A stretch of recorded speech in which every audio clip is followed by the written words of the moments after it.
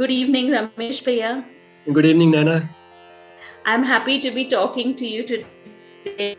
You have worked on nutrition in relation to diabetes. You went on to establish a clinic for providing lifestyle modification courses based on yoga at the All India Institute of Medical Sciences in Delhi. So, I have a question on diabetes. Please go ahead. My question is, can Dhanurasana Now, a question like this, whether Dhanurasana can cure diabetes, is a very popular question, but it is flawed in two respects. I see. One, the question itself is flawed. Firstly, we are not necessarily looking for cure for every disease.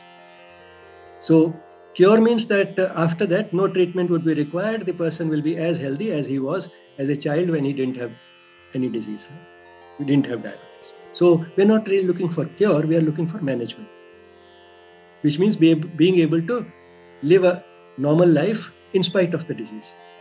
That doesn't necessarily require cure. Secondly, even more importantly, there is no specificity between a certain asana and a disease. That type of a specificity does not exist.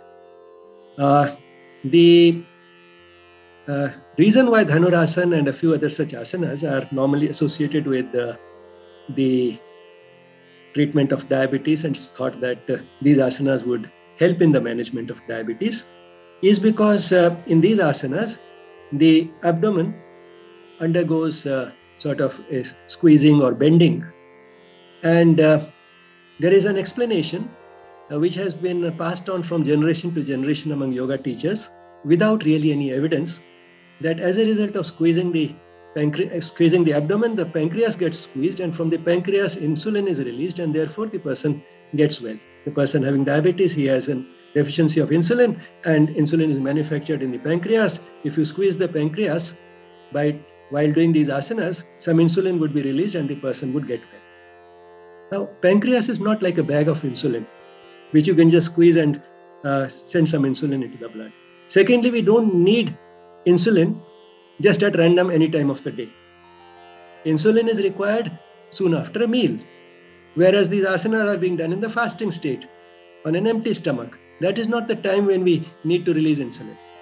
The release of insulin from the pancreas is the result of a sensitive mechanism, so that the pancreas can sense when insulin is really required, and then it pumps it into the blood in the quantity that is really required.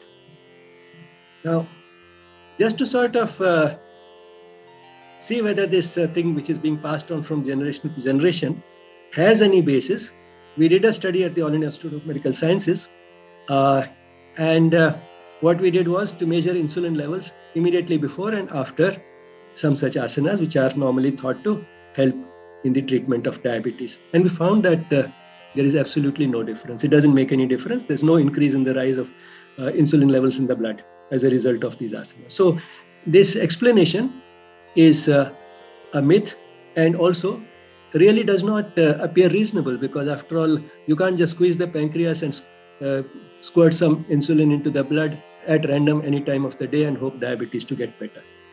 That is one. However, what is the way yogic postures do help in diabetes is because firstly, they are physical activity, and any type of physical activity is good for a person having diabetes. Secondly, the way the yogic postures are done does not really make the person exhausted. Many other types of exercises can be exhausting. Yogic postures are not exhausting. The person is relaxed at the end of the session, and that is how the person gets some help, because mental stress has an important relationship to diabetes, and therefore if the person feels relaxed and the person does some physical activity, it helps in the management of diabetes. So asanas do have a place, but there's no specificity. And in fact, what I generally tell anybody who asks me any such question is that why do you, even if suppose there is a specificity, which actually doesn't exist, even if there isn't, why do you think that you have to take care only of your diabetes? That is your problem today. But then if you treat this diabetes as an opportunity for making yourselves healthier in general. Yes, that's wonderful. So then do all the practices which will make you healthier, so that diabetes will be taken care of, and you're also preventing some problems which might arise sometime in the future. So the general dictum that I follow when I suggest anybody the practice of these yogic postures for treatment of diseases, that do everything that anybody else does, any healthy person does, except those practices which might do you harm. Because in disease conditions, there can be some practices which might be harmful for the person. So do everything except what might harm you. Because practices may be harmful in certain diseases, practices may be harmful in an elderly person. So there are contraindications. But except for those which might harm you, do everything. Just consider this disease to be an opportunity for making yourselves healthier in general, taking care of this immediate problem, which has become an excuse for looking at yoga. So it's a blessing in disguise. Prevent all the diseases which you might possibly get in future as well by doing everything. There was a very eminent physician long back in England. His name was Sir William Osler. Sir William Osler gave a very beautiful sort of dictum for staying in good health. He said, get one chronic disease and take good care of it. Diabetes is one of those diseases. If you take really good care of it, probably you can prevent many other diseases.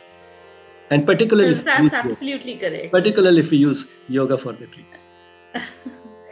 That's really nice. Yes, because diabetes not only comes alone; it comes with various other problems also.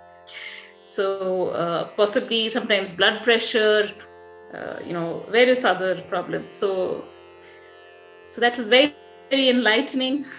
Exactly, this is a cluster. This is a whole cluster which tends to occur together, and these days many other things are also getting clubbed with it, like the polycystic ovary and non-alcoholic fatty liver disease. All these are also getting clubbed. So these metabolic disorders, they form a cluster and tend to occur together. And therefore, if a person has just diabetes, particularly borderline diabetes, which may be possible to treat without medication, then the person should actually treat it as a wake-up call and take good care of it. And he'll be able to prevent many other lifestyle diseases which tend to sort of form a cluster. Yes. So thank you so much, Ramesh Bhaiya, for giving such a detailed explanation and knowledge about diabetes and how we can take care of it, not only in exclusivity, but overall general health. Most welcome. Thank you, sir.